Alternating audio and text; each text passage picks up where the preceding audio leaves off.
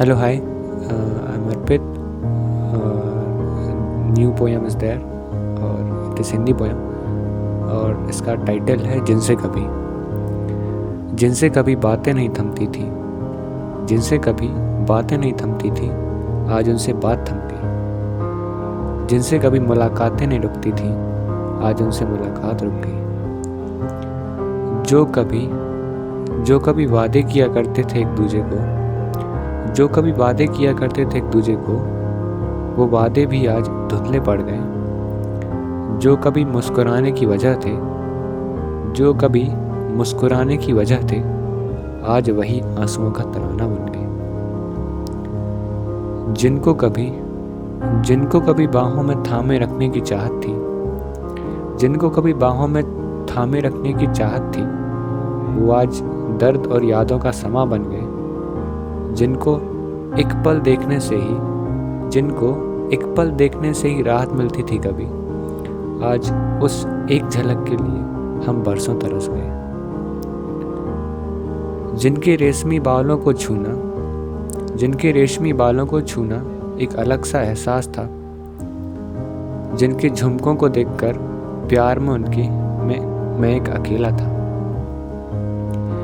जिनकी मुस्कान से दिन बन जाता था कभी, जिनकी मुस्कान से दिन बन जाता था कभी, जिनकी मुस्कुराहट से खिल जाती थी गली, आज वो कलियां भी कैसे मुरझा गई। ना जाने कैसी ये काली घटा है छा गई। जिनकी राह देखे आंखें ना थकती थी, जिनके नगमे सुनाने में हमारी जान बसती थी। जिनको एक लफ्ज़ कहने में धड़कन रुक जाती थी, जिनकी प्यारी आवाज़ कानों में मधुर ध्वनि सी घुल जाती थी। जिनसे नोक-झोंक होना भी दिल को ना चुभता था, जिनके किस्से और हंसी सुनकर ही मेरा दिन ढलता था। अब वो दिन कहाँ चले गए, बस यही मन में चुभता है। सोचा था जिनसे कभी वो बात बोलने की नौबत ना आएगी, किसको पता था एक दिन मासूम ज़ुबां खुद ब खुद उनके सामने गौर फरमाएगी। किसे पता था एक दिन मासूम ज़ुबां खुद ब खुद उनके सामने गौर फरमाएगी। और जब ज़ुबां ने बोला है तो हमारे कानों को सुनना पड़ेगा, और ज़रूरी नहीं कि जवाब हमेशा हाँ हो, और हमारी कानों को आदत यही होती है हाँ सुनने की। तो इसी सोच के चलते मैं लिखा हूँ कि चंचलता की कानों में कमी न थी, दोस्त ज़ुबां का था पर सुनना तो उन्हें ही पड़ी। तो बोला ज़ुबान न था और सुनना कानों को पड़ी, और यहाँ पर वो शायद ना था, और शायद इससे उसको और बुरा लगा।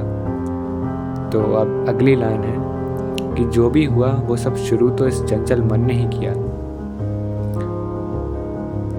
है ना। तो क्या होता है ना कि हमारे जो ज़ुबान है और हमारे जो कान हैं वो तो एज आ आउटपुट काम कर रहे हैं। तो जो मेन चीज़ है वो हमारा मन है, जो सब चीज़ कंट्रोल कर रहा है। जितने भी विचार आते हैं वो हमारे मन से आते हैं। तो उस पर है कि आखिर में मन दोनों का दोष खुद पर लिया। जो भी हुआ वो सब शुरू तो इस चंचल मन ने ही किया। अब जब मन ने सारा दोष ले लिया है तो अब मन खुद को समझाता है, बुझाता है, और इस कंक्लूज़न पहुंचता है कि बीते